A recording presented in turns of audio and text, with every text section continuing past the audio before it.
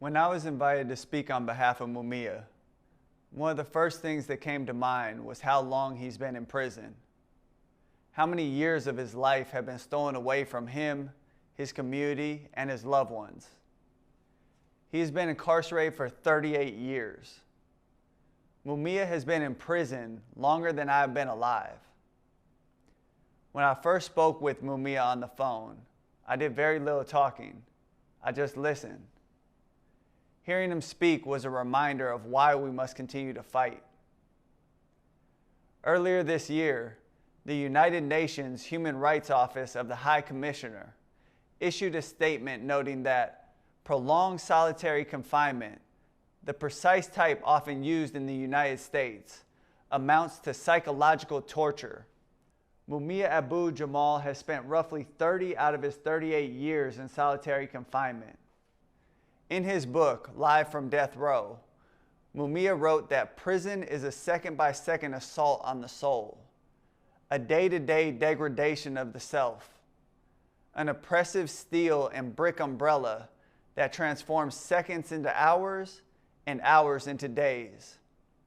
He has had to endure this second-by-second assault on his soul for 38 years. He had no record before he was arrested and framed for the death of a Philadelphia police officer.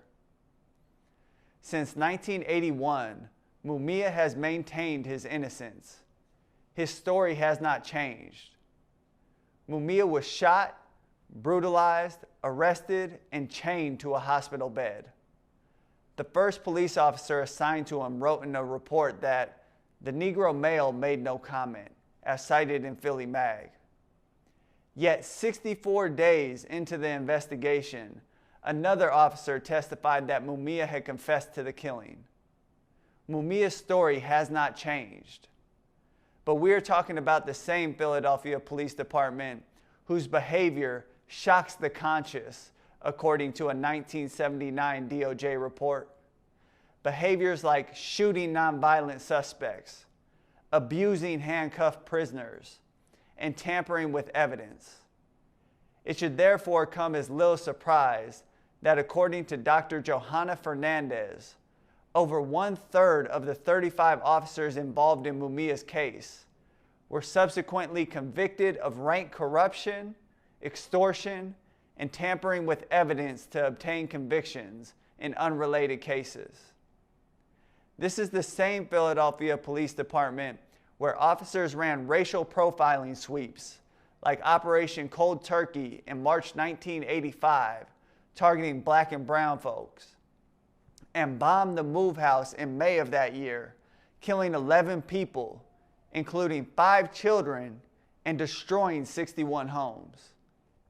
The same Philadelphia Police Department whose officers 8 days before the 2020 presidential election shot Walter Wallace Jr. dead in the streets in front of his crying mother. The Philadelphia Fraternal Order of Police has unrelentingly campaigned for Mumia's execution. During their August 1999 national meeting, a spokesperson for the organization stated that they will not rest until Abu Jamal burns in hell.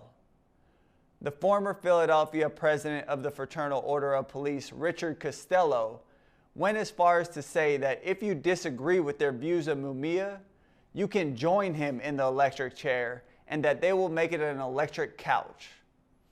The trial judge on Mumia's case in 1981, Albert Sabo, was a former member of the Fraternal Order of Police.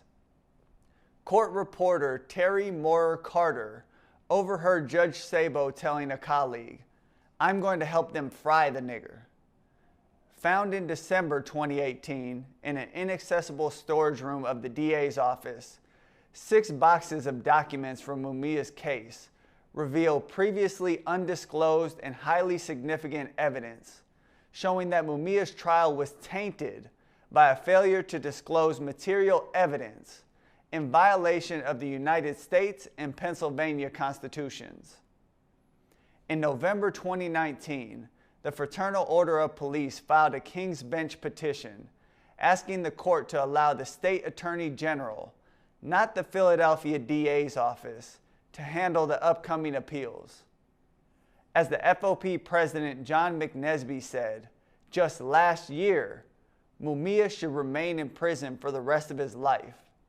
And a King's Bench order provides the legal angle for the Commonwealth of Pennsylvania to uphold Judge Sabo's original wish, which was for Mumia ultimately to die in prison. Today we are living through a moment where it's acceptable to paint "End Racism Now" in front of the Philadelphia Police Department's 26th District headquarters. And yet a political prisoner who has since the age of 14 dedicated his life to fighting against racism continues to be caged and lives his life on a slow death row. We're in the midst of a movement that says Black Lives Matter. And if that's truly the case, then it means that Mumia's life and legacy must matter. And the causes that he sacrificed his life and freedom for must matter as well. Through all of the torture Mumia has suffered over the past 38 years, his principles have never wavered. These principles have manifested themselves in his writing countless books while incarcerated, in his successful radio show, in the time and energy he has poured into his mentorship of younger incarcerated folks, and the continued concern with the people suffering outside of the walls. Even while living in the hells of the prison system, Mumia still fights for our human rights. We must continue to fight for him and his human rights. Mumia is 66 years old. He is a grandfather. He is an elder with ailments. He is a human being that deserves to be free. Free Mumia.